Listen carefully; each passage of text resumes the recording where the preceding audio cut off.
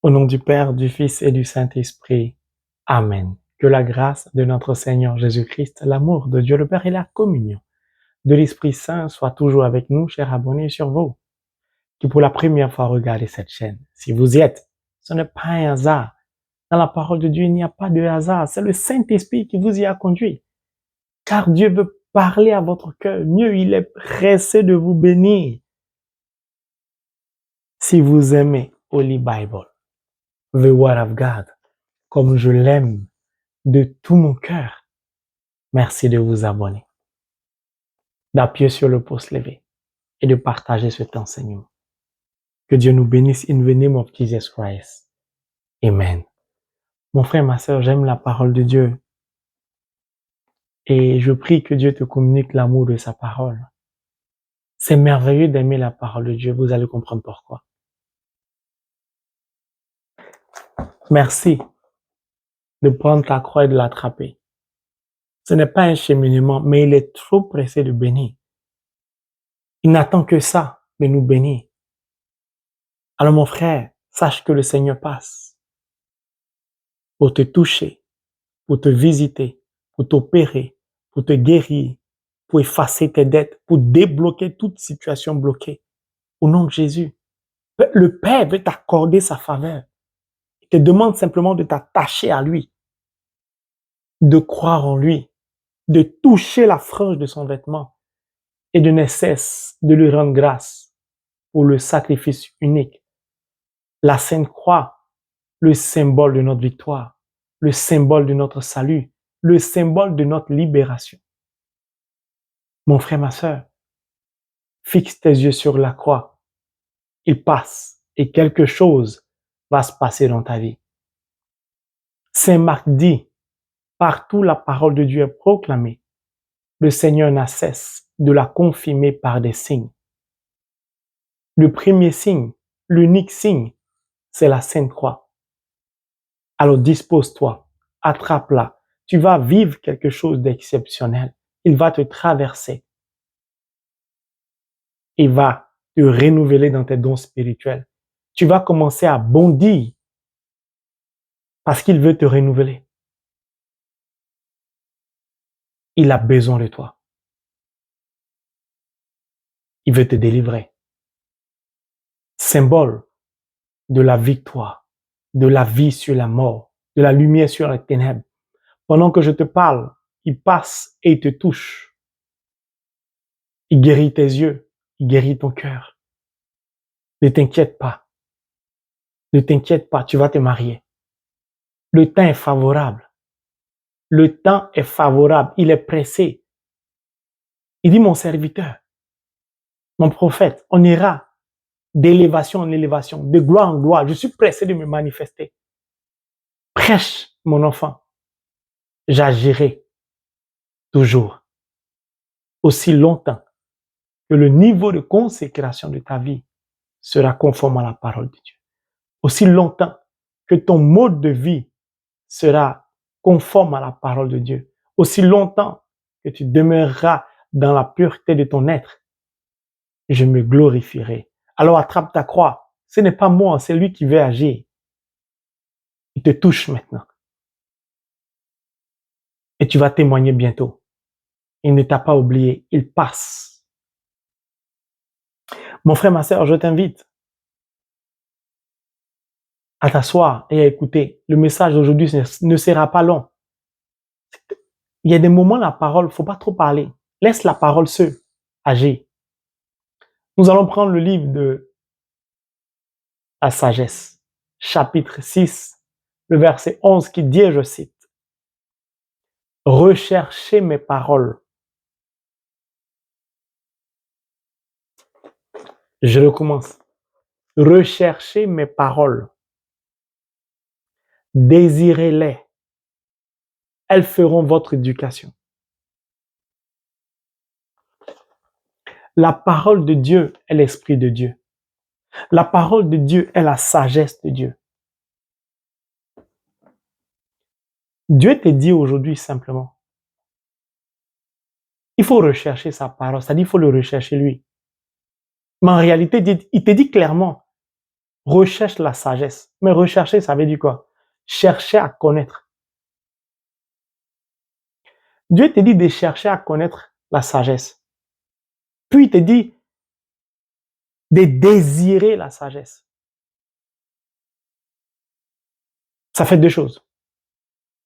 Rechercher mes paroles, désirer-les. Les paroles de Dieu qui se trouvent dans Holy Bible sont la sagesse de Dieu. Il dit de chercher à connaître sa parole. C'est ça, rechercher. De t'en approprier. C'est-à-dire désirer. Puis, la sagesse. Au travers de ta recherche. Ton désir d'obtenir la sagesse va permettre à la parole de faire ton éducation. Dieu te dit simplement, avec sa parole, tu es à l'école. Le maître, c'est la parole. C'est la parole qui va faire ton éducation. Mais la parole ne peut pas te conduire à aller t'inscrire à l'école. C'est ta décision à toi. 1. D'avoir envie de partir à l'école. 2. D'aller t'inscrire. 3. D'être assidu. C'est tout ce que Dieu te demande. Le reste, c'est sa parole qui va l'accomplir. Or, qui parle d'école? Prenons l'exemple de l'école primaire. Il faut bien un instituteur ou une institutrice, un maître ou une maîtresse. Qui parle de maître ou maîtresse parle de pédagogie, parle de patience.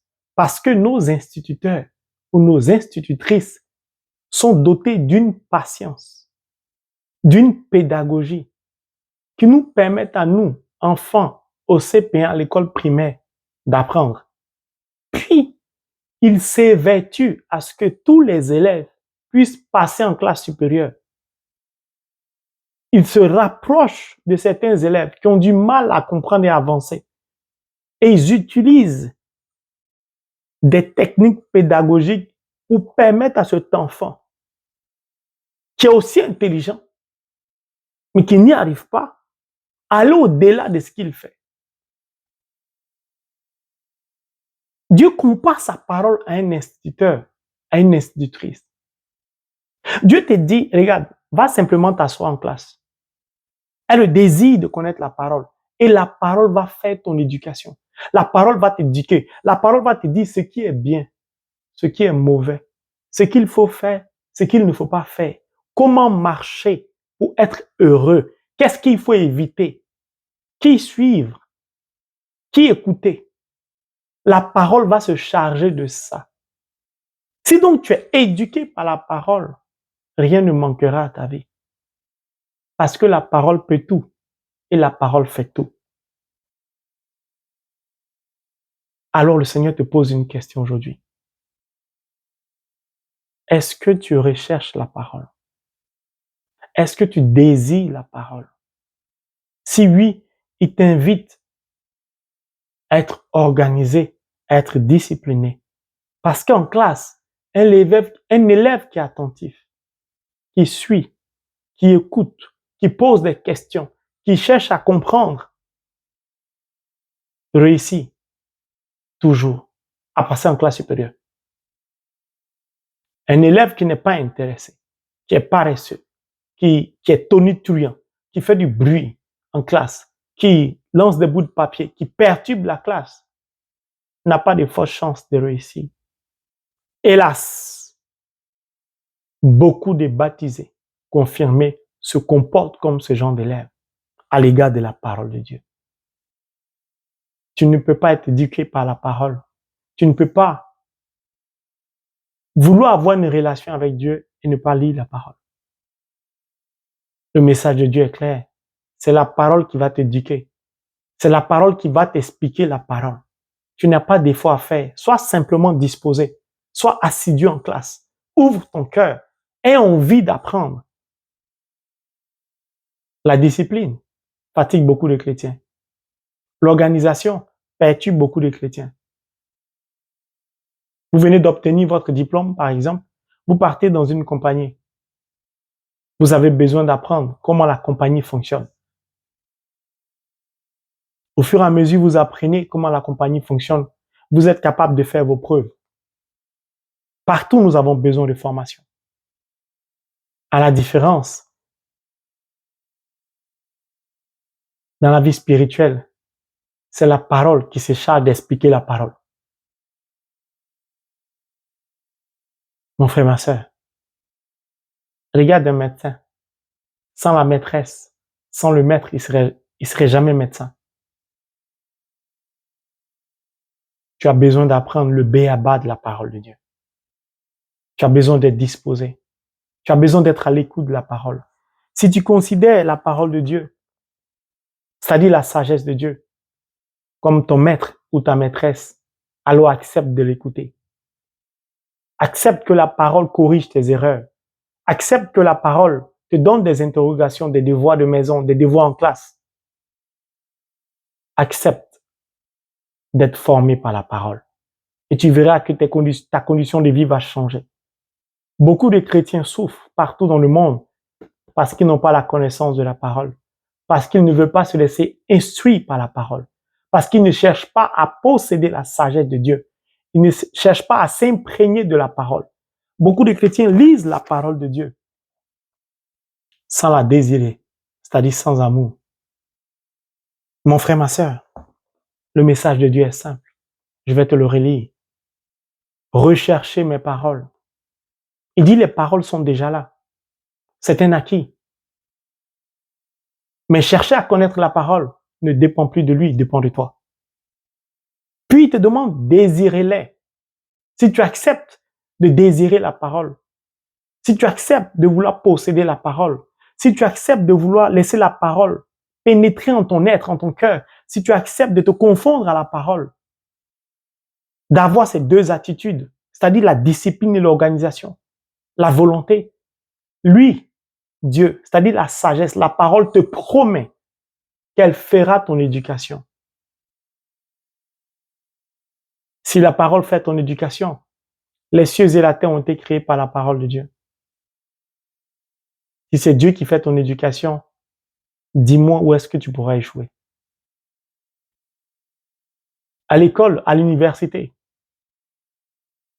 on n'apprend jamais aux enfants, aux élèves, aux étudiants comment prospérer. L'école ne vous apprend jamais comment obtenir la richesse et la gloire. L'école nous conditionne. Regardez les footballeurs, beaucoup sont milliardaires, sont millionnaires en euros, en dollars. Combien sont ceux qui ont été formés au niveau de la gestion de leurs finances? Beaucoup baignent dans l'impudicité, dans la dépravation, quels que soient les sports. Pourquoi? Parce qu'on ne forme pas quelqu'un à la prospérité. On nous conditionne à consommer. C'est pour ça, ne te vante pas parce que tu as obtenu un bout de carton sur lequel était inscrit doctorat ou docteur en finance ou PhD ou professeur des professeurs. Ne te tarde pas de cela, ne te vante pas de cela. Ce n'est qu'un bout de papier, ce n'est qu'un carton et tu ne connais rien, tu n'as rien appris de la vie. Demande à Nicodème. Jésus lui a dit, tu es maître et tu ne connais pas ces choses. Le diplôme, ce bout de papier, ce carton est limité, ne peut pas t'éduquer. La parole de Dieu, non seulement elle t'éduque, elle ne te conditionne pas, elle te rend libre, elle ne te juge pas, elle accepte tes erreurs, elle te promet la richesse et la gloire. Elle dispose tout pour toi. Elle va jusqu'à te guérir. Psaume 107, l'Éternel envoya sa parole et sa parole est guérie. Cette parole-là peut récréer ta vie. Mon frère, ma sœur, je t'invite à l'école de Dieu, à l'école de la parole. Que le Saint-Esprit te donne de pouvoir remplir d'amour pour Dieu, d'accepter, de prendre la décision d'être à l'école de la parole de Dieu. Mon frère, ma soeur, il passe, il touche, il visite, il guérit. Si la recherche de la parole, le désir de la parole fait notre éducation, c'est-à-dire nous instruit, il n'y a pas de raison que nous ne soyons pas instruits sur nos blocages, sur notre maladie, sur nos difficultés, comment nous en sortir, comment vivre longtemps, comment guérir. C'est possible. Alors attrape ta croix. Mon frère, ma sœur, il y a une femme qui souffre d'un cancer. Je ne sais pas dans quel pays tu te trouves ni où tu te trouves, mais tu es une femme. Et le Saint-Esprit nous demande, mon équipe et moi, de prier pour cette dame qui est frappée d'un cancer afin qu'elle puisse guérir. Merci Seigneur, nous allons nous élever pour cette dame, pour notre sœur en Christ, certainement qui souffre, qui est couchée quelque part. Ce cancer va disparaître. La parole est dure, mais la parole guérit. Mon frère, ma sœur, je dis attrape ta croix parce qu'il passe, il est fidèle. La parole est l'Esprit de Dieu. Et la Bible nous dit que la terre était sans forme et l'Esprit Saint se mouvait à la surface des eaux. La parole ne connaît pas de frontières. Elle passe partout. Elle agit partout. La parole vient d'arriver dans un hôpital en France, dans le Val-de-Marne. Et cet hôpital s'appelle Henri Mondor. Et au cœur de cet hôpital, me dit le Saint-Esprit, il y a une dame qui souffre de la colonne vertébrale. Je ne vois pas bien le numéro de ta chambre, mais sache que la parole parvient jusqu'à toi, Henri Mondor, et le Seigneur te guérit de ton mal, de la colonne vertébrale. Merci Seigneur pour la vie de cette femme. Attrape, je dis bien attrape très bien. Il passe, il restaure, il touche. C'est le symbole de notre victoire. Tu te trouves présentement au Mali, précisément à Bamako. Tu es un homme. Tu souffres d'une hernie discale. Et tu es tombé sur cette chaîne parce que le Saint-Esprit t'y a conduit. Et lorsque j'ai attrapé la croix, j'ai saisi la croix, tu t'es dit en ton fort intérieur, je veux expérimenter la puissance de la croix du Christ. Alors, maintenant, le Seigneur te rejoint pour te guérir de ton hernie discale. Tu témoigneras sur cette chaîne dans le nom de Jésus. Merci Seigneur pour ce que tu as accompli pour toutes ces personnes. Mon frère, ma sœur, je dis, passe, attrape la croix. Tu pries, tu jeûnes, tu ne comprends pas ce qui t'arrive. Plus tu pries, plus tu souffres, plus tu cries à Dieu, plus les portes se ferment au devant de toi et tu te poses des questions. Tu veux remettre en cause ta foi. Tu te demandes si ça vaut la peine de continuer, mais laisse-moi te dire, ce que tu es en train de vivre, c'est la parole qui est en train de faire ton éducation. Alors garde silence. Espère. Le devoir est difficile, mais l'école de Dieu, il n'y a pas de notes. C'est que la correction. Alors prépare-toi parce que le Seigneur, maintenant, a décidé de te bénir. Il va te bénir. Il a vu ta souffrance. Il a vu la sincérité de ton cœur.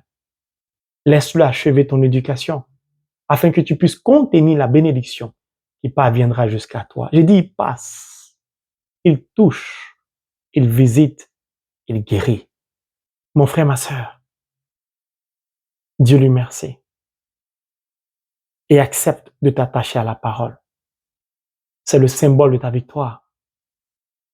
Le symbole de la vie sur la mort. Tu vivras. Et tout vivra en toi. Tu as beaucoup de dettes et tu es très inquiet. Tu pries, tu implores la miséricorde de Dieu. Mais il n'y a point de résultat. Aujourd'hui, le Seigneur a décidé d'effacer tes dettes.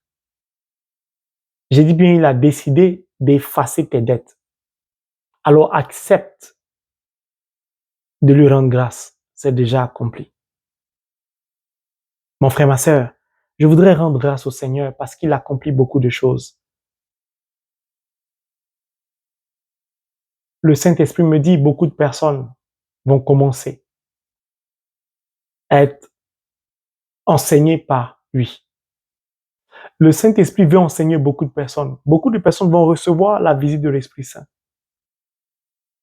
Le Saint-Esprit va commencer à leur donner des recommandations bibliques. Le Saint-Esprit va commencer à leur enseigner les versets bibliques. Le Saint-Esprit va commencer à leur dire de s'attacher à la parole. Le Saint-Esprit va commencer à vous dire, votre problème c'est la parole. Il va commencer à toucher, mais puissamment, beaucoup de personnes au travers de cette chaîne. Pendant que je parle, il a commencé à toucher certaines personnes.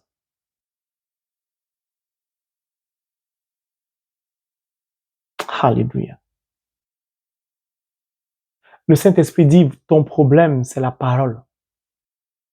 Attache-toi à la parole et tout ce que ton cœur désire va te l'accorder.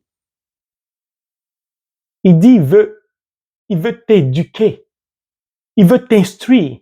Il est pressé. Tu es confronté à beaucoup de blocages parce que tu n'es pas instruit, parce que tu n'as pas la connaissance de la parole de Dieu. Et lui, il veut t'instruire. Dispose-toi. Tu as 28 ans. Tu te trouves au Canada. Tu veux expérimenter la parole de Dieu. Le Saint-Esprit dit, il te manque une chose. C'est la discipline. Tu n'es pas discipliné. Si tu prends du temps pour la parole, il va commencer à te parler. Tu as ce désir de t'attacher à la parole, mais tu n'es pas discipliné. Et ça te perturbe beaucoup. Organise-toi. Il vient t'éduquer. L'instruction du Seigneur apporte et opère le miracle. Alors reçois cette éducation au travers de la parole de Dieu. Accueille la parole et ta vie sera transformée. Au nom de Jésus. Amen. Que Dieu étende sa main sur nous afin de nous bénir. Au nom du Père, du Fils et du Saint-Esprit. Et que la sagesse ne quitte plus jamais ton cœur. Amen.